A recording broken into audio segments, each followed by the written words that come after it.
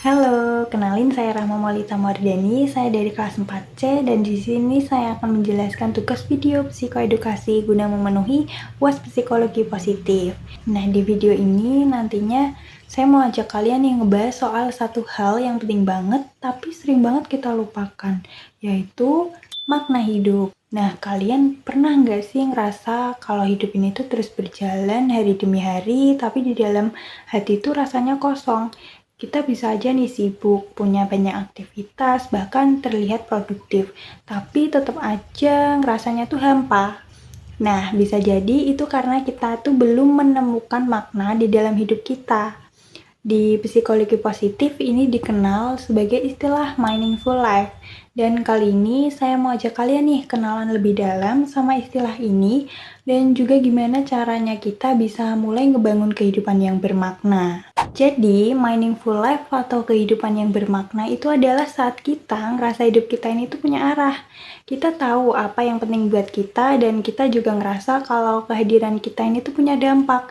Yang mana dampaknya itu bukan cuma buat diri sendiri tapi juga buat orang lain. Nah, jadi makna kehidupan ini tuh bukan cuma soal bahagia aja, tapi soal ngerasa kalau hidup kita ini tuh berarti. Nah, menurut psikologi positif, ada 4 komponen utama dalam meaningful life. Yang pertama, ada purpose, yang mana kita ini punya tujuan yang jelas dan kita sadar ke arah mana kita tuh mau melangkah.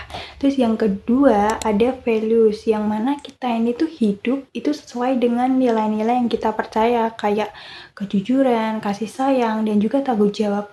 Nah, yang ketiga ada attachment, yang mana kita tuh benar-benar terlibat penuh dalam aktivitas yang kita anggap tuh penting dan juga menyenangkan gitu. Terus yang keempat ada contribution, yang mana kita tuh ngerasa kita memberi manfaat sekecil apapun itu, baik untuk diri sendiri maupun orang lain.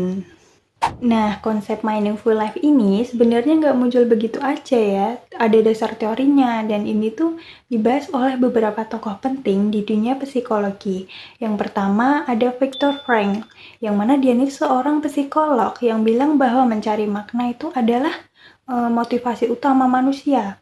Bahkan ketika manusia itu dalam penderitaan sekalipun, manusia itu tuh masih bisa menemukan makna hidupnya. Lalu ada Martin Seligman, yang mana dia ini tokoh utama dalam psikologi positif. Dia masukin unsur makna ke dalam metode kesejahteraannya yang disebut dengan PERMA. Nah, model ini tuh terdiri dari 5 hal. Ada positive emotion, attachment, relationship, meaning, dan juga accomplishment. Dan yang terakhir ada juga Michael Steger, yang mana dia ini tuh peneliti yang fokusnya hanya pada makna hidup.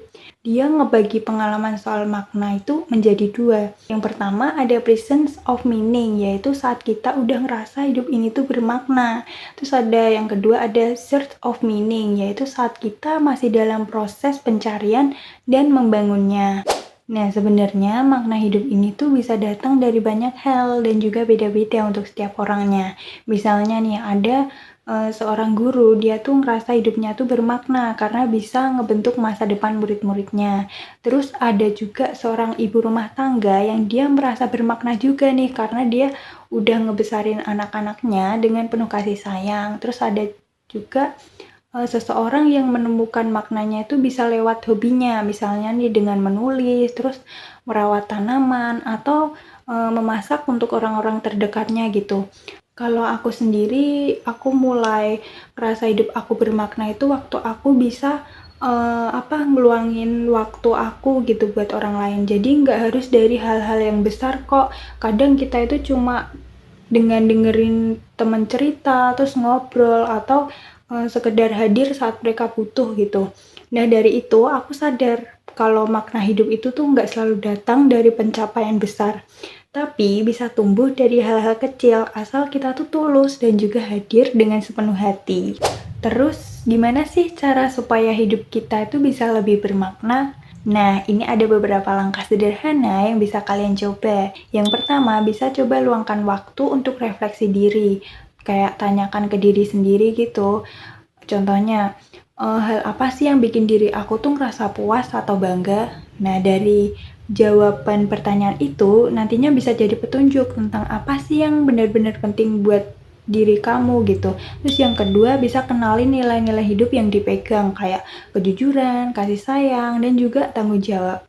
Nah, dari nilai-nilai ini tuh bisa jadi petunjuk buat kamu menentukan arah dan pilihan kehidupanmu ke depannya nanti.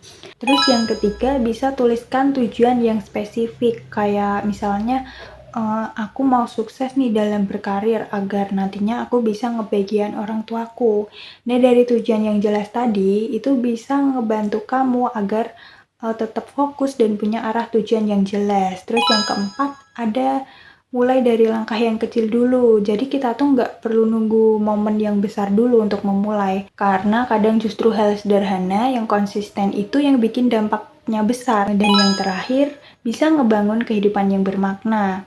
Kayak kita jadi pendengar yang baik, terus hadir saat orang lain tuh butuh, terus dan juga ngebangun koneksi yang tulus dengan orang-orang di sekitarmu. Nah, jadi dari Meaningful Life itu tuh bukan tentang punya hidup yang sempurna, tapi tentang sadar bahwa hidup kita ini tuh punya arti, dan yang paling penting, kita ini punya pilihan untuk bisa ngebangun makna itu tuh pelan-pelan lewat langkah-langkah kecil yang kita lakukan setiap hari. Coba deh tanya ke diri sendiri dulu, kayak apa sih yang bikin aku tuh ngerasa hidup ini tuh penting? Nah, mungkin sekarang kamu tuh belum tahu jawabannya, dan itu nggak apa-apa kok. Karena seringkali makna itu tuh muncul bukan di akhir, tapi justru di pertengahan perjalanan kita. Oke, mungkin cukup sampai di sini ya pembahasannya. Aku juga ngucapin terima kasih buat yang udah nonton video ini sampai akhir. Kalau video ini bisa bikin kamu mulai berpikir atau ambil satu langkah kecil aja, aku seneng banget bisa jadi bagian dari perjalananmu itu. Oke, sampai ketemu lagi di video berikutnya. Bye!